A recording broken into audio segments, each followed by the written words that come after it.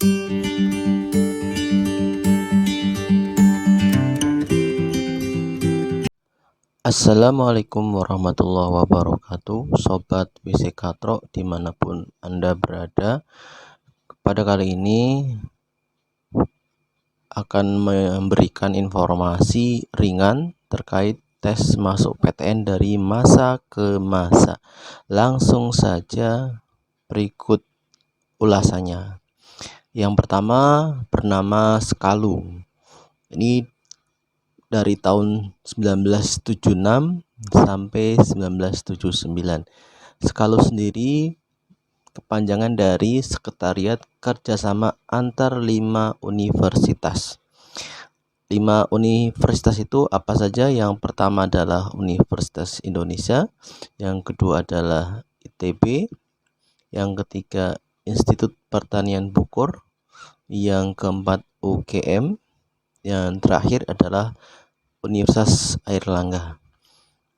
Kemudian pada tahun 1979 itu berubah nama menjadi Skasu. Kepanjangan Skasu adalah Sekretariat Kerjasama Antar 10 Universitas.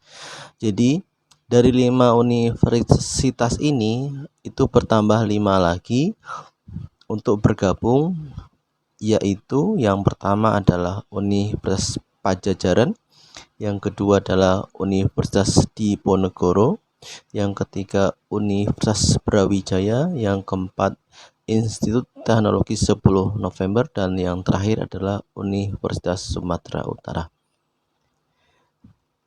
Yang ketiga menjadi Sipenmaru pada tahun 1983. Sipenmaru sendiri kepanjangan dari Seleksi Penerimaan Mahasiswa Baru. Pada Sipenmaru jumlah perguruan tinggi negeri lebih banyak dari sebelumnya. Yang awalnya berjumlah 10, ini lebih dari 10 yang bergabung.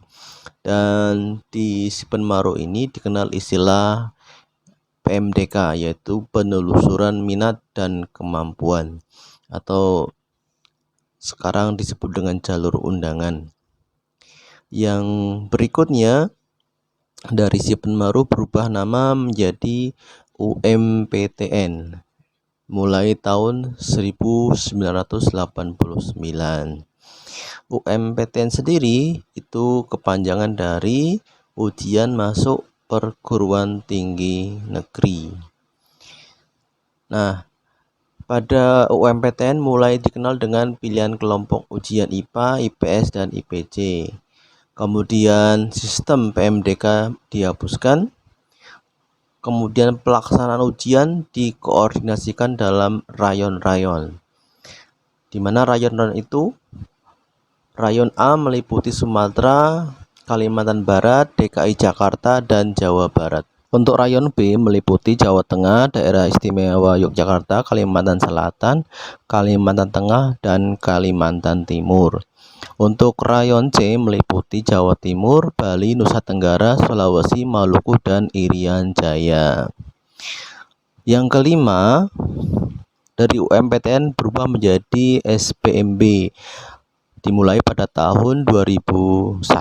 SPMB sendiri kepanjangan dari Seleksi Penerimaan Mahasiswa Baru. Di sini mekanismenya sama seperti UMPTN dan penyelenggara oleh badan independen.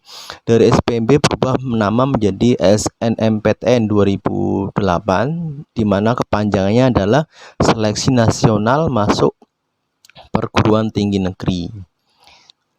Pada tahun 2008 proses pendaftaran masih menggunakan kertas. Kemudian tahun 2009 proses pendaftaran beralih ke sistem online. Tahun 2010 berlaku 60% berasal dari seleksi nasional dan 40% dari jalur mandiri. Tahun 2011 ada 2 jalur penerimaan, undangan dan tes tertulis. Yang ketujuh, gabungan SNMPTN dan SBMPTN dimulai tahun 2013. SBMPTN sendiri kepanjangan dari Seleksi Bersama Masuk Perguruan Tinggi Negeri. Jalur undangan pada SNMPTN dan SBMPTN ini menggunakan nama SNMPTN murni, sementara untuk ujian tulisnya menggunakan nama SBMPTN. Pada periode ini, kuota jalur SNMPTN sebanyak 50%, sementara SBMPTN 30% dan jalur mandiri 20%. Hal ini bertahan hingga tahun 2016. Pada tahun 2017, kuota SNMPTN dan SBMPTN paling sedikit 30% dan jalur mandiri paling banyak 30%. Tahun 2019 mulai menggunakan istilah UTBK, yaitu ujian tertulis berbasis komputer. Tahun 2020 UTBK hanya berupa tes potensi skolastik atau TPS, karena pada tahun ini ada wabah COVID-19.